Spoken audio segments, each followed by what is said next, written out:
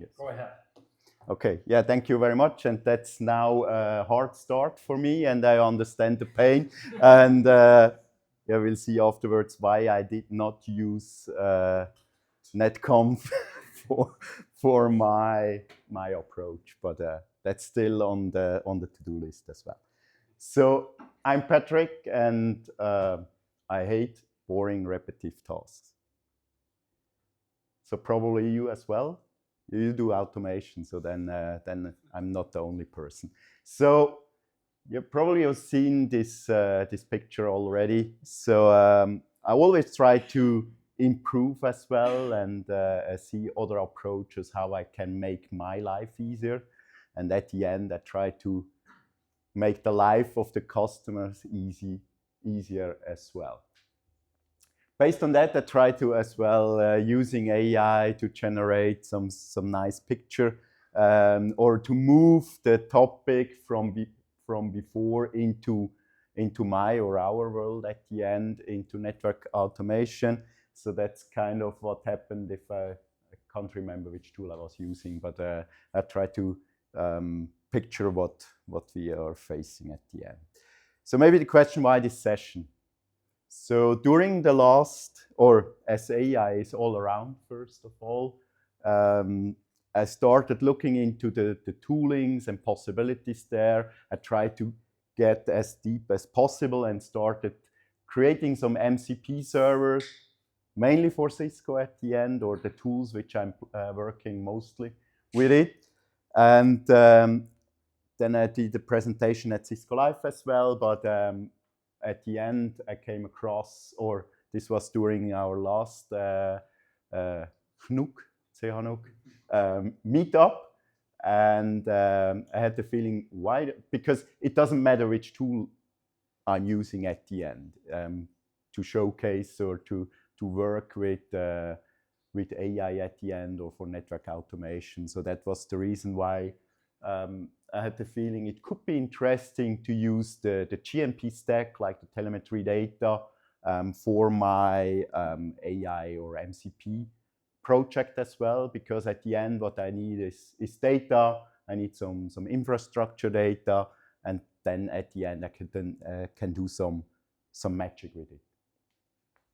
Besides that, probably in automation as well, you're aware of the important goal of deterministic. So if we look at LLMs at the end, it's the opposite of it. So if you ask for a configuration for a Cisco device at the end, maybe it looks like that. If it works, maybe not. Next time, if I ask the same question without any history, the configuration would look differently. I already did some demos with troubleshooting and then doing some config changes directly onto the device as well. It did not apply the same configuration as I had before, like some timers have been different as set up before. So on the other side, deterministic is important, but I had the feeling as well, it should be some government, AI government should be part of that as well. So this was another idea which I came to my mind preparing this session. So at the end, I came up with the solution with GitLab CI/CD. I was using that in the past already to do some network automation, like running workflows. And on the other side, I'm using Ansible because of some topics which we heard just before. And that's kind of my deterministic automation. So I mentioned tooling. I tried as well to map the whole project or the tools to the Network Automation Forum framework. So you can see on each box there are some tools in it. Maybe starting with the observability part. So this was part of the GMP presentation, which I saw. I found it really interesting to see as well, to use telemetry streaming. So I did add telemetry streaming for the Cisco devices as well, that I can stream the data. And then I learned as well, even one of my devices which I had in my virtual lab even didn't support telemetry streaming. So I configured IPFix on that to stream this data into the stack as well. And then on the other side, I went through the slides and found ClickHouse on it, but it was not implemented. So I had the feeling, okay, maybe I could use syslog data and send those data into ClickHouse. So, and I came across that I need to map those first with vector into ClickHouse at the end. So that's kind of a source afterwards, which I try to use. On the orchestration layer, already mentioned GitLab, CI/CD to do the automation part as well. Using source of truth, NetBox is my tool, which I'm using in the past as well. And then I decided not to use the templates in GitLab for the configuration. So I just saved the configuration into a GitLab repo to deploy from there.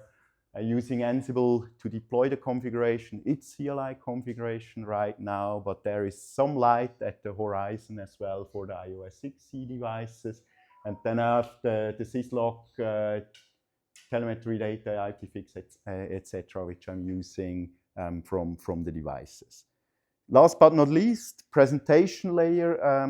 Therefore, I'm using LiberChat or LiberChat, which is a nice open source chat interface. Not sure, did someone already use LiberChat or LiberChat?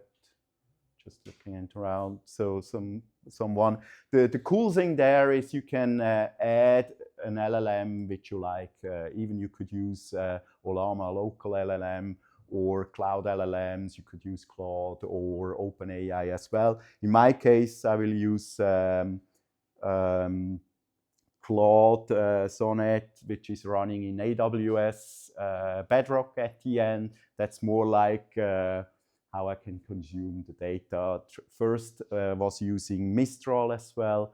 I had the feeling it would be nice to have an open source or even a European LLM as well, but therefore I ended up that I need to add my credit card, and that was not so easy to get the money back from the company at the end. So it was much easier to use AWS in my case, but it doesn't really matter. And then for I added Grafana. I saw using from the GNP stack project Grafana, and just added as well for the syslog data ClickStack or the HyperDX as a web interface as well to check the syslog data. And as the focus for this session is mainly around MCP or AI, so just adding some MCP servers or created some MCP servers on it. So I'm adding on the observability part. I do add some in the orchestration layer and as well on the NetBox part, and using the MCP client in LiberChat at the end. So who of you are already using MCP? A few, so 1/4 as an example. So just added a reference slide as well, just to explain. So it's not open source. It's coming from Anthropic, but at least they leave it for all out there as well. It's an open standard. It's kind of an API proxy, I would say, where you can have tools, data sources as well, and it translates the natural language which we add in an LLM towards then GitLab as an example, or the other tools which I have. And how it works is kind of, we need an MCP client. I'm using LiberChat in that case, which is integrated into the LLM. It talks with the MCP protocol, with the MCP server. So the MCP server is the one which I did create for all the tools in there. But normally this one talks then afterwards to a service or a tool, and a lot of vendor or tool developer start adding MCP server into their tool as well. So at the moment, it's probably more created MCP server out there, but more and more are adding those similar like to REST APIs. But it's easy as well to write itself. It's maybe it's a little bit small, but I just would like to highlight a few important things. So it's Python code in there. We can use the fast MCP server, which is at the moment probably the per se standard. But as the topic itself is changing rapidly, it even could be that tomorrow it's not important anymore. We even saw it, how to communicate between the MCP client and the MCP server changed already. So there was a kind of a SSC implementation, which is already deprecated. At the moment, we are using mainly streamable HTTP, or you could use STDIO as well if you run it client and server locally, but for me that's not so interesting. And then for the most important part is this MCP tool. Afterwards we can create a tool per use case. We shouldn't add a tool per API at the end, because the LLM needs to read through the whole tooling, or needs to get the list of tools.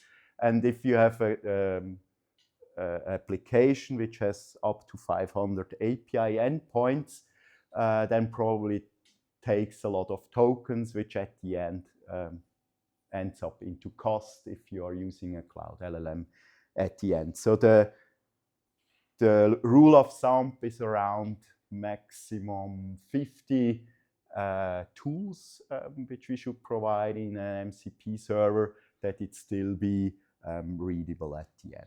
So this example is a simple, I call it SSH MCP server. What it can do is kind of logging into a switch. It uses NetMiko or Paramiko at the end.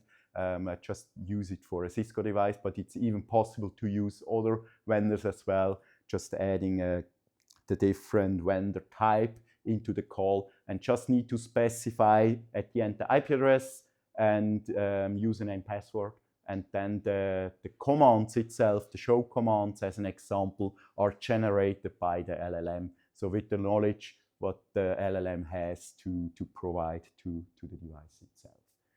And the other tool which could be added as well is kind of a config command, but therefore we end up into the discussion probably around the governance. Should an LLM talk to a device or write config to a device directly? And I would say no. And for that I found another way how we could apply configuration in a more secure way, or with approval process at the end to configure the device. Besides the tools, there are options as well. I call it AI flows. At the end, it's kind of, or they are kind of runbooks. For example, I added some flows like first I connect or check NetBox for the device IP address, and then I try to get data from syslog as an example, streaming data, and even configuration from GitLab at the end. And what it is kind of a list of tools which I would run together as one flow. So if I add a prompt like troubleshooting device, the LLM knows, okay, I need to follow these steps. Besides that, the LLM would decide where to get the data from, and with that I can direct, at least for some of the use cases, and provide those as tool as well. Maybe, are there any questions right now? Doesn't look so. So then next thing will be my demo, and for that I move out of my presentation. So first we will start, let's move that down there. So First of all, I just have a device which has some configuration on it. Let's see.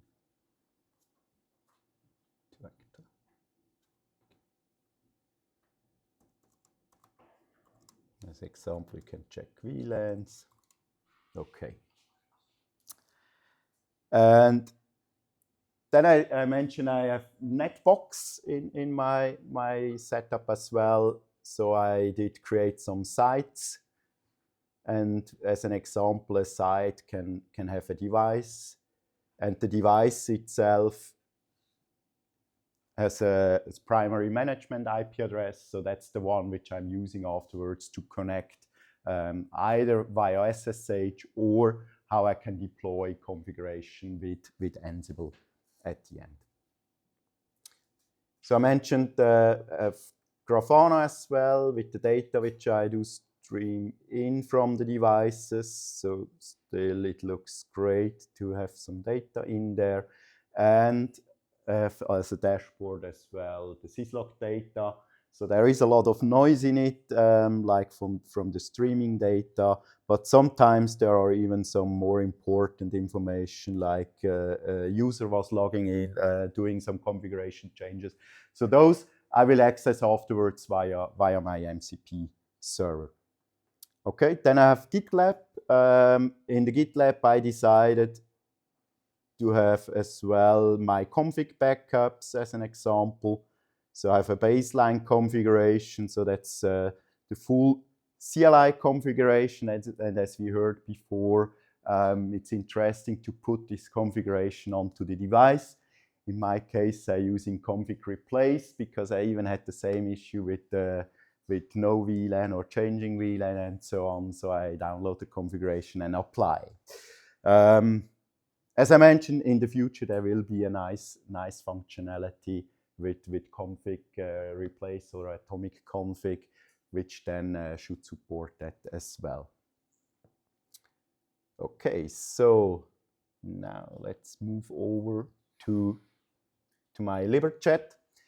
So therefore, I just created a kind of, they call it agent. It's more like I can add a name to it, just using my model, which is running in AWS.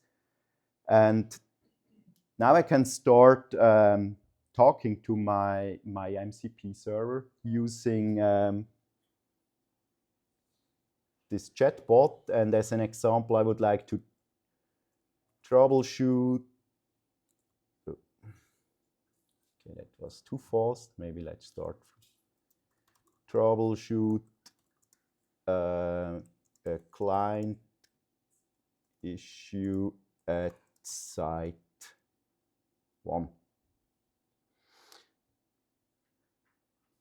Maybe I need to do it a little bit bigger.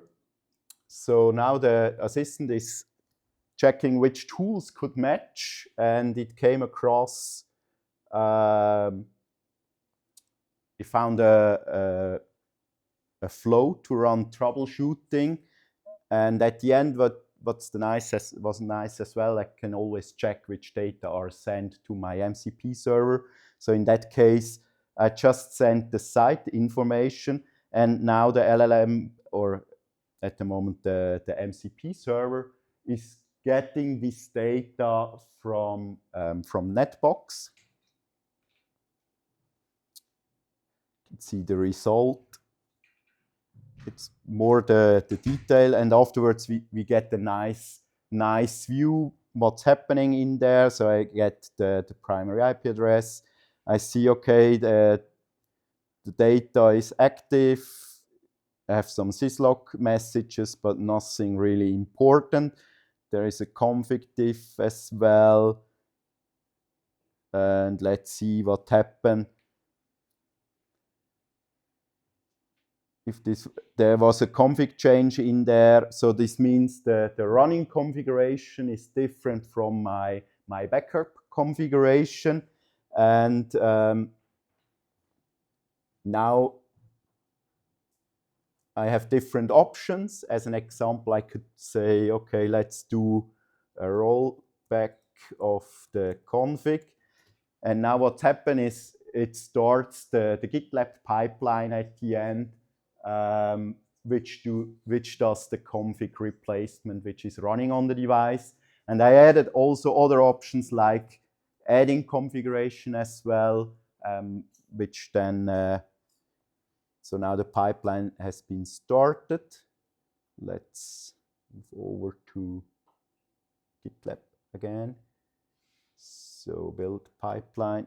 There should be now a pipeline which is blocked. So I decided to run an Ansible dry run first, that I see what will happen. And therefore I can deploy the configuration afterwards. And with that, the config gets pushed from the GitLab repo to the device itself. So this has been done. Let's go back to deliver chat. So I even can say check the status as an example, and now it starts the workflow again. First it checks the GitLab pipeline. Okay, it was running.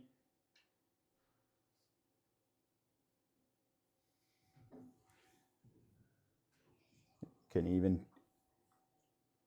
maybe say, okay, no, maybe it was not the right issue. Maybe I would like to configure. Then even can say VLAN 10 name clients. So this could be an option as well if I do a troubleshooting at the end. The LLM would propose a config change to the device. I could run that the same way. Like now what happened, it started already a pipeline again. Let me move over.